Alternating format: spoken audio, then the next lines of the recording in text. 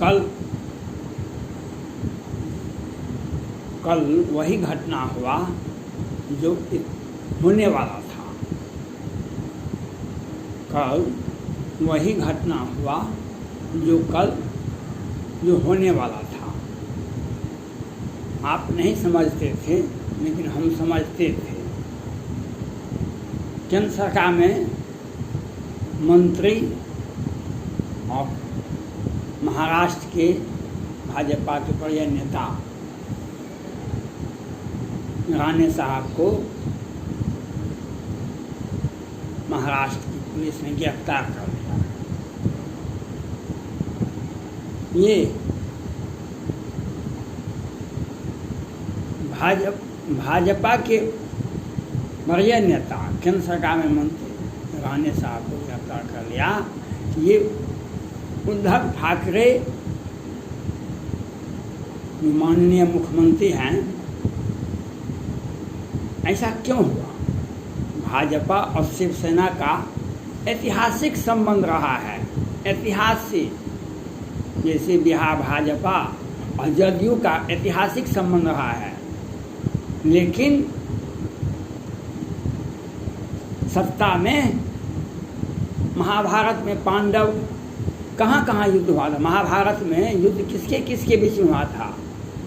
दो संप्रदाय के बीच में, दो धार्मिक अलग अलग धार्मिक भावनाओं के बीच में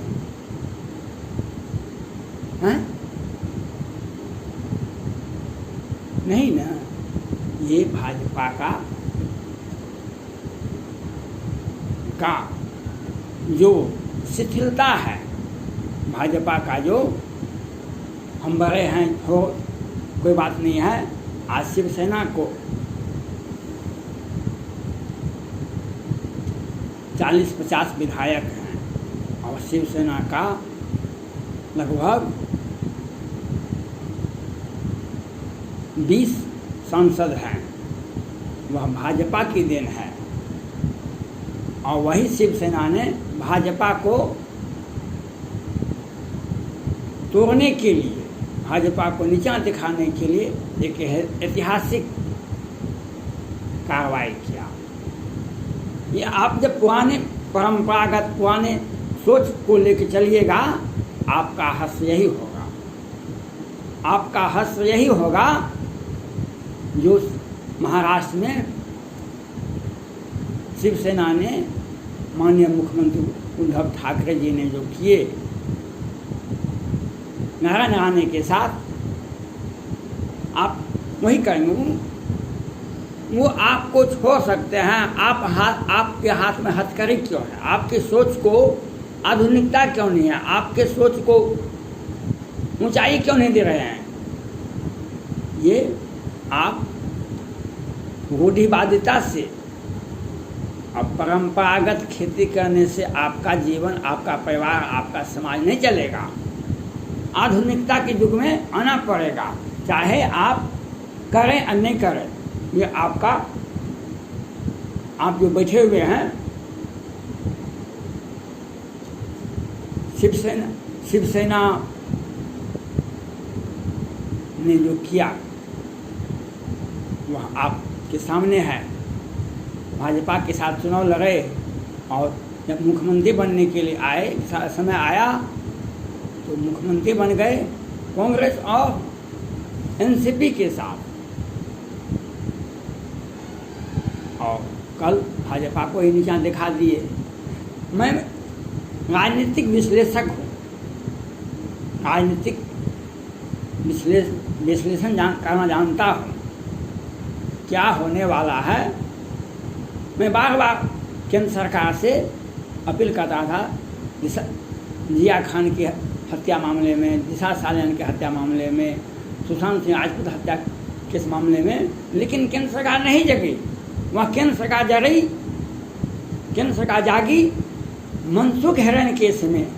वही मनसुख हिरेन केस है जिसमें संजय वाजे और कितने पुलिस इंस्पेक्टर पकड़ाते हैं और वह एनआईए के सामने बयान देते हैं। महाराष्ट्र सरकार का टारगेट था 100 करोड़ प्रत्येक महीना वसूली होना चाहिए। इसके लिए ड्रग बिके या किसी की हत्या हो। आज शिवसेना की सरकार है, माननीय मुख्यमंत्री उद्धव ठाकरे जी हैं, लेकिन आपने किस तरह से महाराष्ट्र में ड्रग बिकता है, किस तरह से हत्याएं होती है, यह आपको दिखाई पड़ता है। आज मैं नारायण राणे की गिरफ्तारी नहीं हुई, भाजपा को सचेत किया गया। आप जो पुराने सोच के हैं, पुराने सोच से काम नहीं चलेगा, आपको सोचना पड़ेगा। कोई हमको छोड़ दे, उससे पहले हम क्यों नहीं छोड़ देंगे? कोई हमको छोड़ दे, हम क्यों नहीं छोड़ देंगे आपको? आज बिहार में, आज तक बिहार में नीतीश कुमार जी को बहुमत नहीं मिला। उनकी पार्टी को आज तक बहुमत से बहुत दूर नहीं, कभी भी बहुमत नहीं मिला। और आज भी ये बिहार के इतिहास में सबसे अधिक दिनों तक मुख्यमंत्री आने वाले भी हैं, और बहुमत भी नहीं मिला। कभी भी इनकी पार्टी को बहुमत, ये भाजपा के सहारे अटल बिहारी वाजपेयी ने इनको विकास पुरुष के नाम पर इनके लिए, इनके नेतृत्व में चुनाव लड़ने का फैसला किया था। लेकिन ये भाजपा के सहारे केंद्र में रेल मंत्री, केंद्र में अनेक मंत्री बने, और बिहार में 7-8 बार मुख्यमंत्री का शपथ लिए। लेकिन इनका निगाहें कहीं और चला गया। ये सत्ता में बने रहने के लिए कभी लालू प्रसाद यादव जी के साथ आते हैं, कभी भाजपा को तोड़ते हैं, सुशील मोदी को भाजपा के विरोध में खड़ा करते हैं, कभी मंगल पांडे जी को साथ लेकर के कोरोना महामारी में लोगों को मरवाते हैं, कभी संजय झा जो संसाधन मंत्री हैं उनके सहयोग से मधुबनी के बेनीपट्टी के मोहम्मदपुर में 5-5 सैनिक परिवार की हत्या करवाते हैं। सैनिक परिवार, सेना का बीएसएफ का जवान था, दिन के उजाले में होता है, हत्या होती है, लेकिन ये नहीं जाते हैं। इनको बहुत सारा बिहार में काम है। जब सत्ता जब छीन जाती है, जब सत्ता आपको, आपकी ज़मीन, आपके पैर तले से ज़मीन निकल जाती है, तो लोग बेचैन हो जाते हैं, अपना मानसिक संतुलन खो देते हैं। 5-5 सदस्यों की हत्या होती है। वह भी सैनिक परिवार का सदस्य था, कोई वर्तमान में सेना था और कभी कोई रिटायर कर गया था। लेकिन मुख्यमंत्री जी नहीं गए। जो बिहार में विधानसभा के विपक्षी नेता तेजस्वी प्रसाद यादव जी आते हैं, जब भली आनंद आती है तो ये मुख्यमंत्री जी कहते हैं, गृह मंत्री और मुख्यमंत्री जी कहते हैं ये जातीय विद्वेष फैलाने के लिए गए हैं। इन्हें भीतर में चोट है, कष्ट है, दर्द है, जो हमको, हमारे पार्टी को नीचा कर दिया गया बिहार में। हम तो सत्ता में बने हुए थे किसी तरह से, लेकिन इन 240 विधानसभा में इनको 43 सीटें ही जीते। जबकि ये 14 के चुनाव में वशिष्ठ नारायण सिंह से कहवाते थे, केसी त्यागी साहब से कहवाते थे कि प्रधानमंत्री के नरेंद्र मोदी जी से अच्छे उम्मीदवार हैं। अभी भी बिहार में जीतन राम मांझी जो पूर्व मुख्यमंत्री थे, ये कई एक बात तेजस्वी यादव पर कहते हैं, नमा पास मुकेश सहनी कल इनका पार्टी बना और ये अब राष्ट्रीय पार्टी बनाने के लिए आ रहे हैं, उत्तर प्रदेश में पूरे भारत में चुनाव लड़ेंगे। ये नीतीश कुमार जी आज तक बहुमत का कहीं नामो निशान नहीं मिला इनके पार्टी को।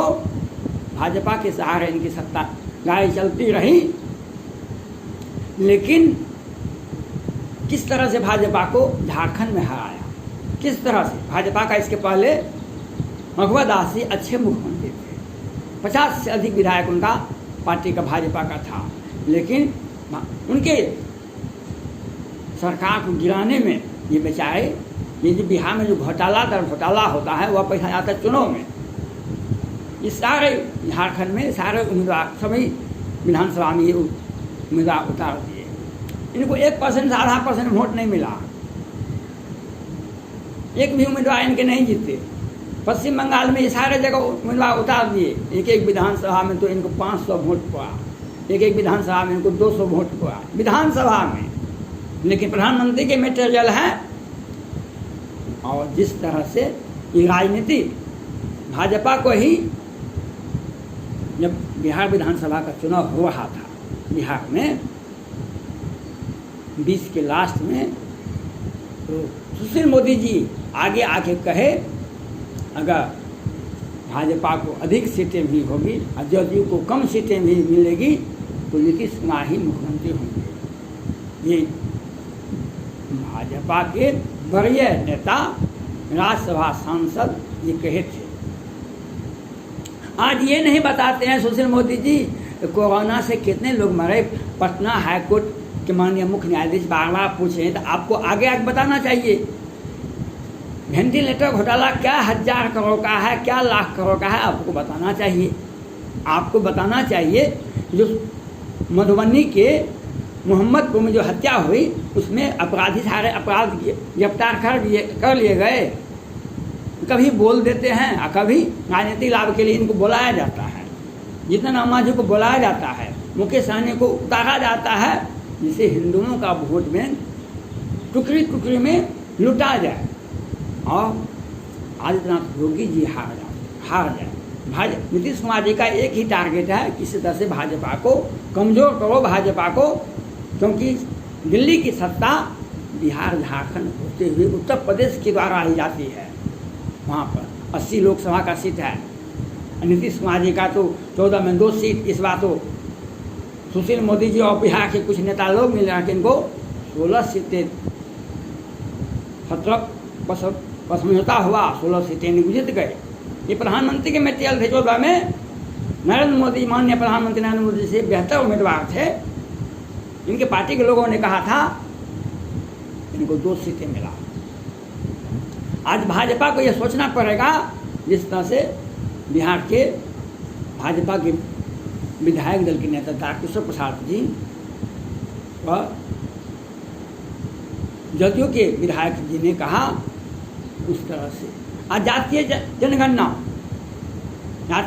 अवश्य। आज बिहार भारत में अनेक राज्य हैं, अनेक राज्य, कहीं भी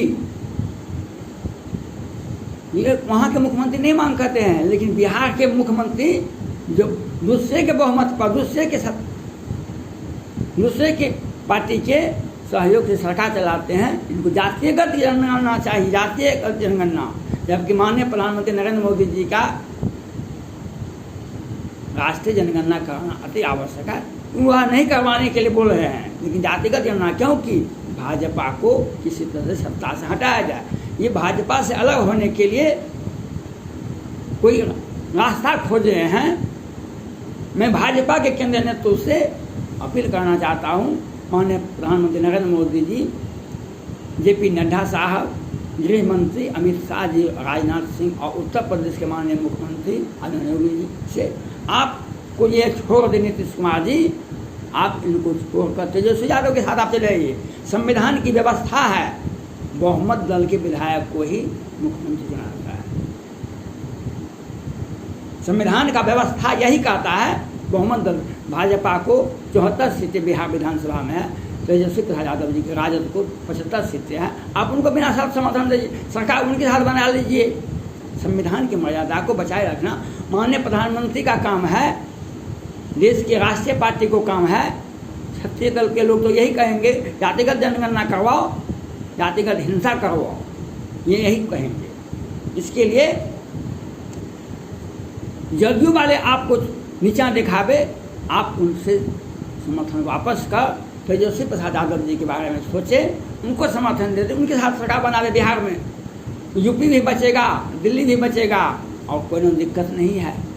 लेकिन ये आपको धमकी देते हैं जितना मांझी से और मुकेश सहनी के द्वारा और गोपाल मंडल के द्वारा, कभी किसी के द्वारा। धन्यवाद।